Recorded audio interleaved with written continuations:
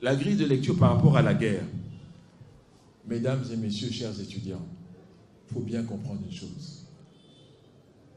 La guerre, comme l'aide internationale, sont des outils de contrôle. Il faut bien comprendre ça.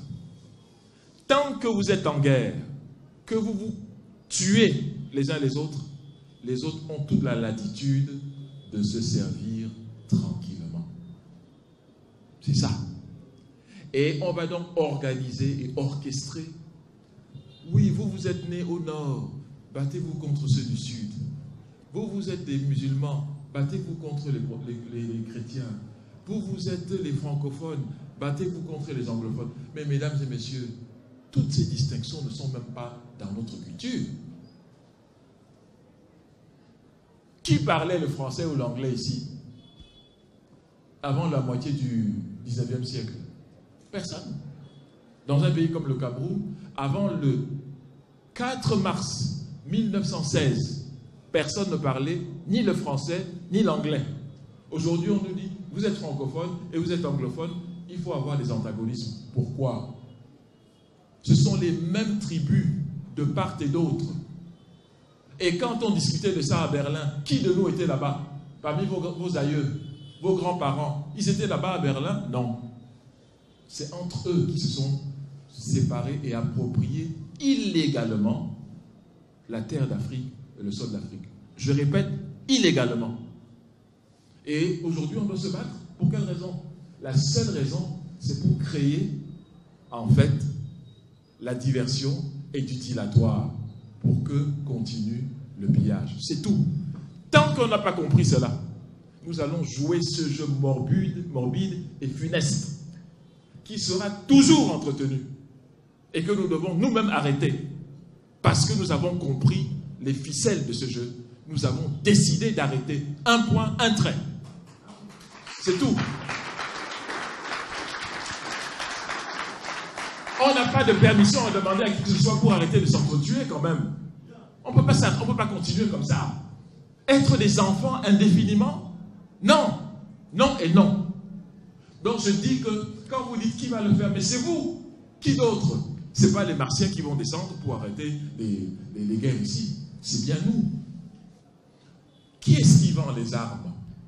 En Afrique, il n'y a que 2 pays qui produisent très très peu d'armes. L'Égypte et l'Afrique du Sud. 98% des armes qui circulent en Afrique viennent des pays qui ne sont pas africains. Je m'en vais vous donner des statistiques. 80% des armes qui circulent dans le monde entier.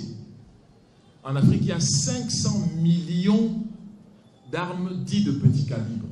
500 millions, un demi-milliard.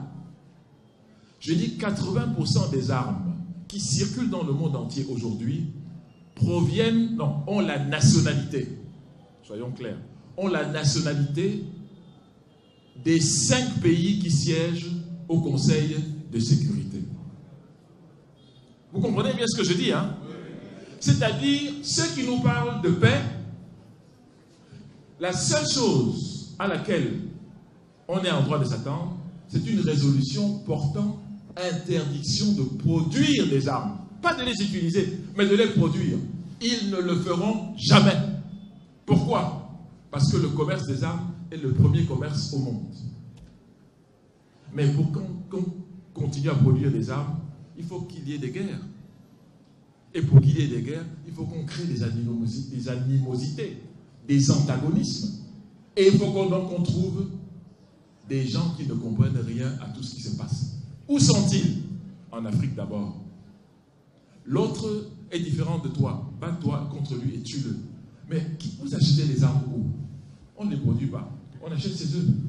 Si vous voulez faire une ferme de 100 hectares, vous n'allez trouver aucun argent. Mais si vous voulez acheter des armes, on va mettre à votre disposition, sous 48 heures, un protocole de prêt financier pour achat d'armes. Ce que je vous dis là, ce sont des vérités. Si vous voulez faire de l'agriculture ou de l'industrie productive, vous ne trouverez pas d'achat, vous ne trouverez pas d'accompagnement financier, comme disait tout à l'heure le professeur, accompagnement financier ou un appui financier. Mais si vous voulez acheter des armes, il y a plein de structures qui sont prêtes à vous en donner sous 48 heures. Parce que l'industrie des armes doit continuer à prospérer, à fonctionner par tous les moyens. Nous devons donc dire en tant qu'Africains que nous avons compris ce dont il s'agit et qu'à partir d'aujourd'hui, nous refusons de continuer dans ce piège. Voilà de quoi il s'agit. Et quand nous l'aurons fait, nous allons maintenant aussi